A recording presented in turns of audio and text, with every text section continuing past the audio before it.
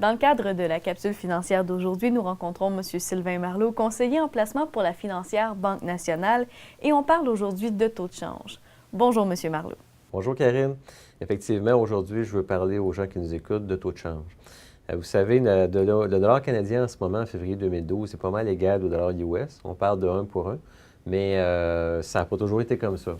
Si on regarde l'évolution, par exemple, depuis 1970, on peut voir que de 70 à 76, le dollar canadien et le dollar US étaient à peu près à parité, année, 1 pour 1. Notre devise a descendu beaucoup jusqu'en 86, elle a remonté jusqu'en 92 et elle a redescendu jusqu'en 2001. En 2001, ça coûtait 1,60 canadien acheter $1 US.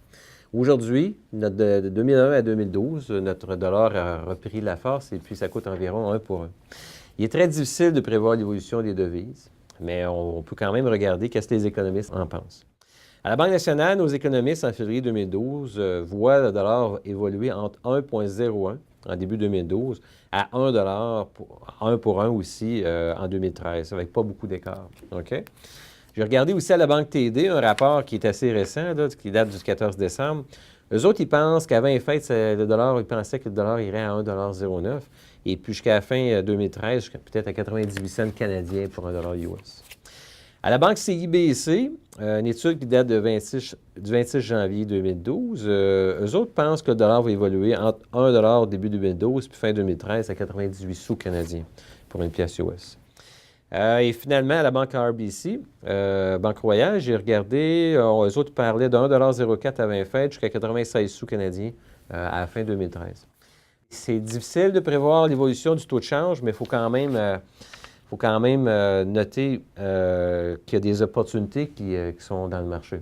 En ce moment, les Canadiens qui ont des dollars canadiens à investir, s'ils achètent des actions américaines ou d'autres placements américains, mais si dans 1 an, dans 2 ans, dans 3 ans, ça coûte 1,25 canadien acheter une pièce US, bien, on va refaire de l'argent juste à cause de la volatilité de la devise.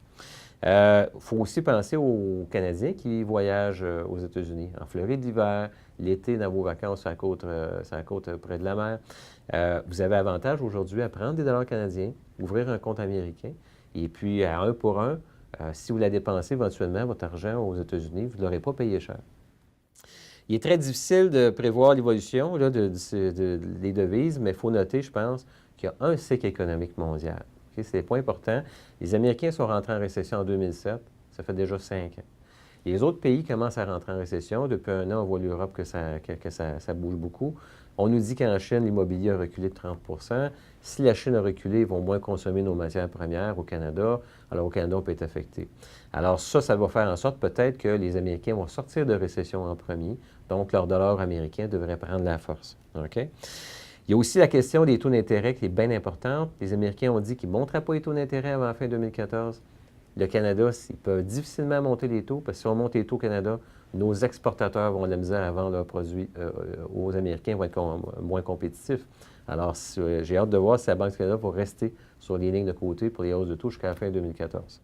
Alors, pas facile de prévoir l'évolution du taux de change, mais en ce moment, en février 2012, profitez de cette opportunité dans vos portefeuilles. Bien, merci beaucoup, M. Marleau.